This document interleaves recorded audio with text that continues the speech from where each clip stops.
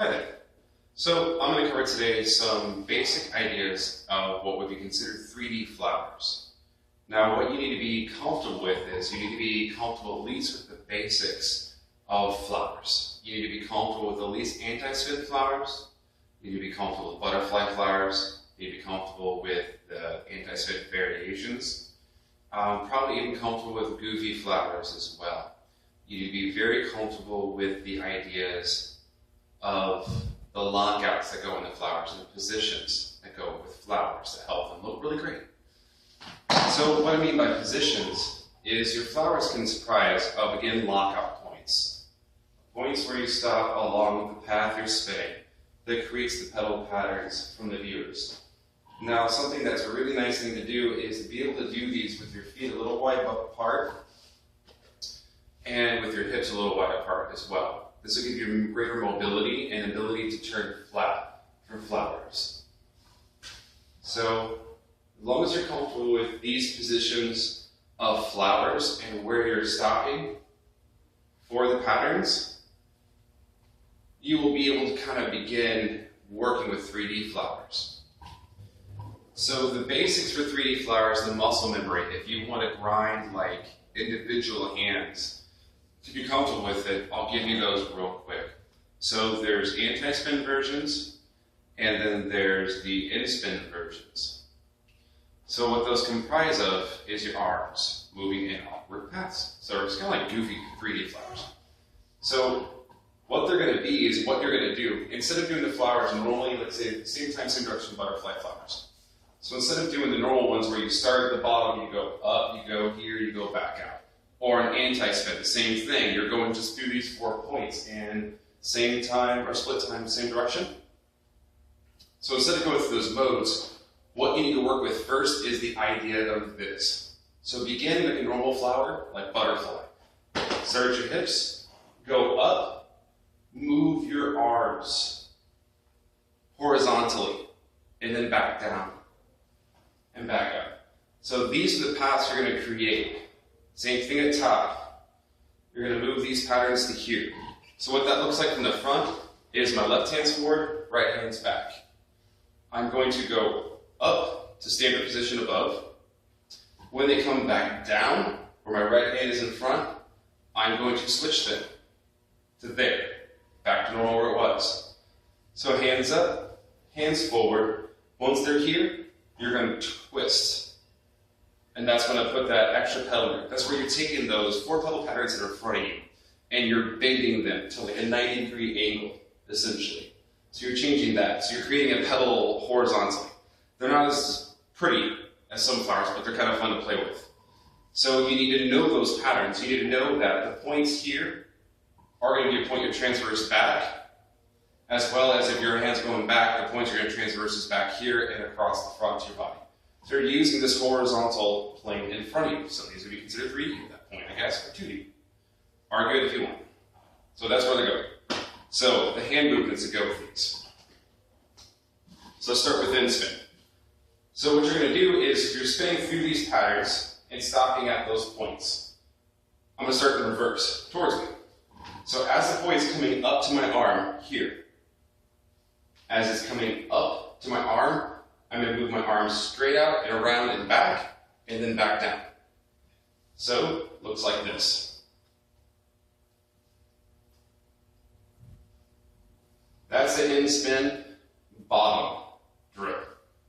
So go drill this 10, 15 times, get the muscle movement down, and do it reverse as well. So as you're coming up to the inside of your arm backwards, you're going to come up across the front of your body, then back down. What that looks like from the front.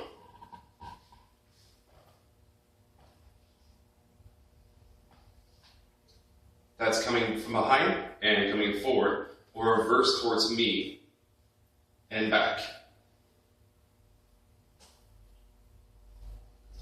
One thing I will say is flexibility, flexibility, flexibility. Stretch and open your shoulders decently and well and comfortably. And get that open chest and flexibility, because doing these back points are really weird and you don't want to mess up your rotator cuff or anything, the muscles in the back of the stranger, because you'll be done for a little while. So that's your in-spin versions. You also have the same on top as well.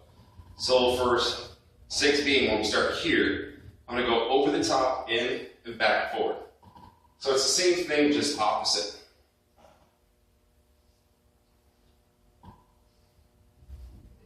So goes in front, stops here.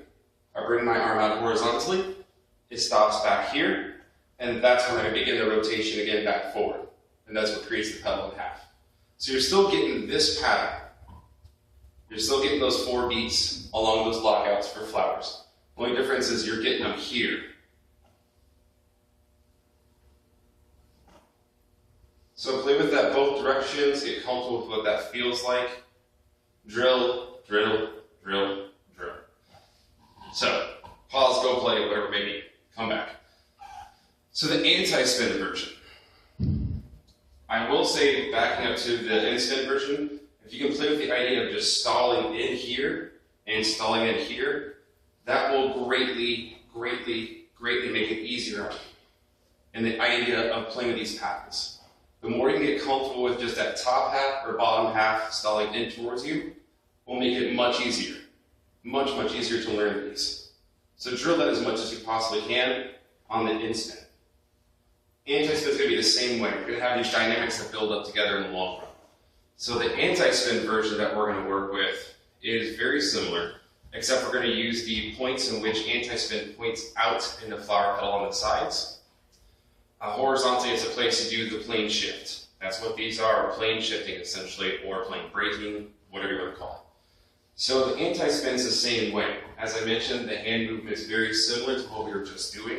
The hand movement is coming up, and it's going back across our body, and then back down into the pattern, or it's coming across our body, and then back up into the pattern. Same thing. So, what you should drill. What you should drill, honestly, is 2 things. You should be able to drill from here, and just do a stall back and forward. You should be pretty comfortable with these. Stalling behind you and forward in both hands. So drill just that cap at the top in wall plane. Rather than just drilling it here in the front plane, which you can see, do it behind you. So you can't see, so you have to get a feel for it. So I'd say drill that 10-15 times, come back to the next one. So the next one is going to be the same thing, but it's going to be on the bottom half. The bottom half of it is a little more trickier because you really have to kind of grind these stalls, but it's worth it. So spinning forward, what I'm going to do is stall out forward. So you're going to hit, stall, stall, stall, stall. So you need to build up with this. And you need to be able to build up with the top half as well. And use those as transition points to move between different stall sets. So, you get the picture. Go drill that, drill the bottom half and the top half. Just those stalls. Just those points of being able to stall out, stall out, stall out, stall out. Try and get the stalls here clean, in the front and back, get those comfortable. Because basically once you get done all these fundamentals, you're going to hop right into the patterns. I'll show you some ideas. So once you get comfortable with that, come on back. This is what we're going to hop into next. So the next point. The next point is going to be the plane break. So the reason why we're drilling these top points here,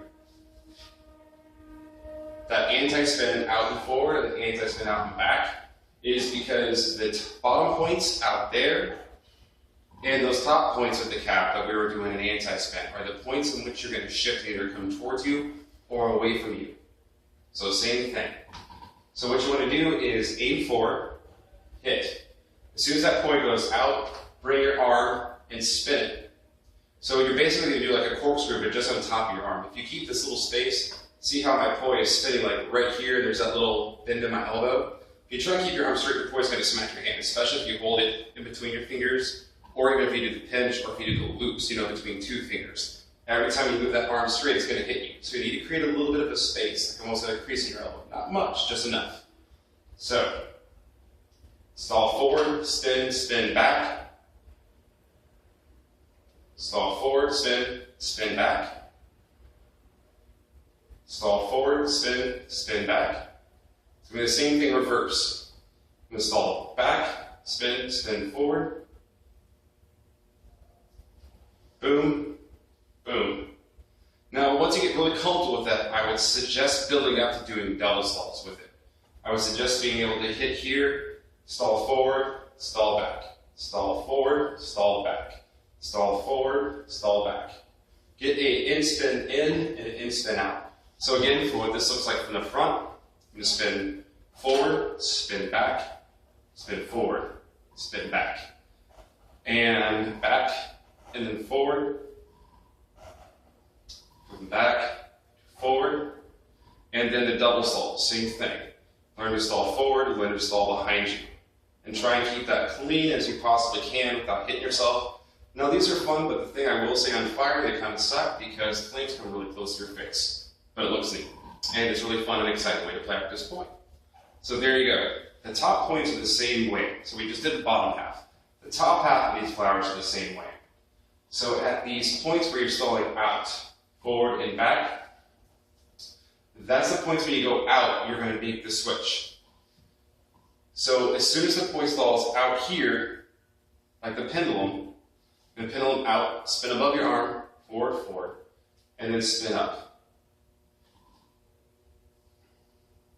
Now this is the point of practicing these double stalls, because you'll be able to hit that pattern and then go on with it without having to stop.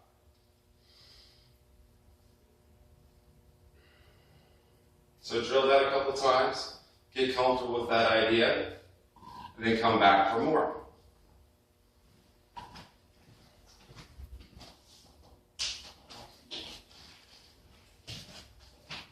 So the next point. The next point is going to be putting these patterns together and kind of giving you an idea of what you can do with them overall. They get kind of goofy, they get kind of weird. I love them though. They look great there. They provide a lot of interesting transition points for a lot of other patterns. Once you begin these plane breaks in an anti-spin or in-spin at the side, or even the top and down, you get these really awesome ideas where they start playing with your boy in a completely different way.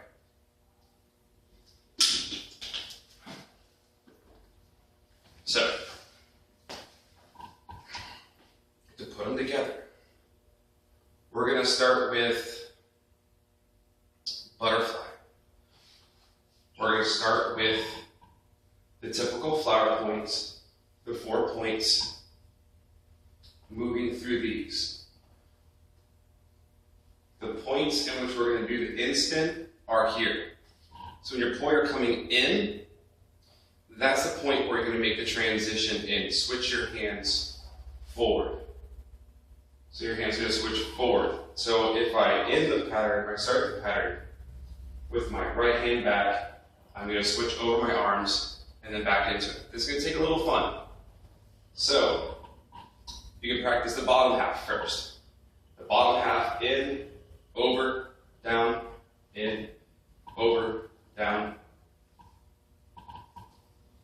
I think my left hand was a little crappy, but that's okay. And practice that in both directions.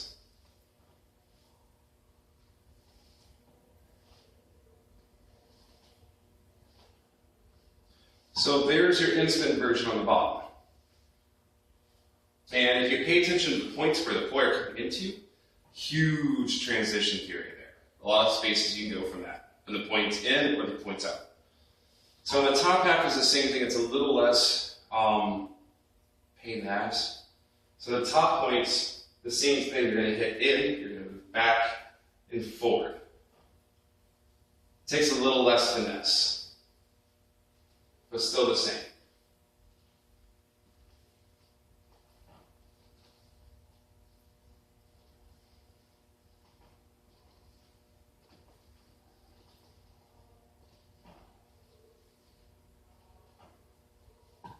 So there's your butterfly in-spin. Cool? Alright. So the anti-spin version of butterfly, which is really awesome. So, start with your typical anti-spin butterfly pattern. The hands together. Changing. And we're going to do top first. So as you come up to here, you're going to go up top. You're going to let them go out, shift over the top, forward.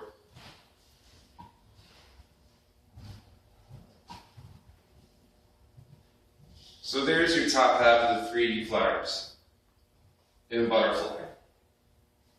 You play with the double stalls. You can play with it in both directions and change timing in it.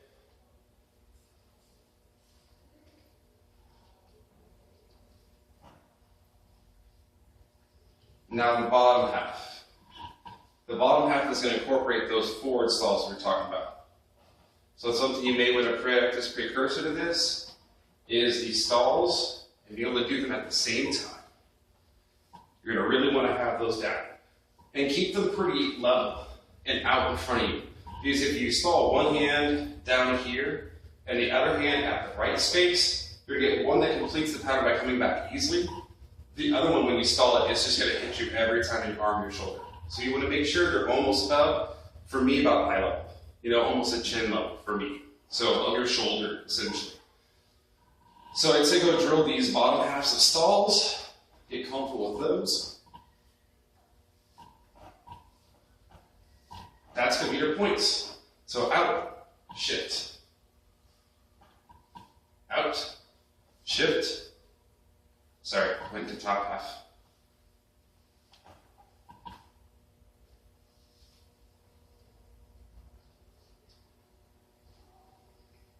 There you go. So you can begin them from here. If you want, you can begin from anywhere else practice. But practice those points, stall out, shift them forward. Change the direction of it as well. So my right hand is going forward, my left hand is going reverse. Switch that. Switch which is going forward, and switch which is going reverse. So my right hand is going backwards, reverse, left hand going forward. Same thing, stall, switch out.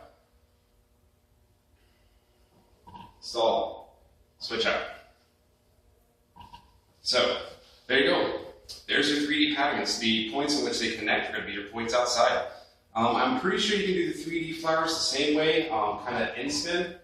Like if you're doing them up stall, out stall. So you can do them here as well, and use those as transition points outwards to add more variation to it.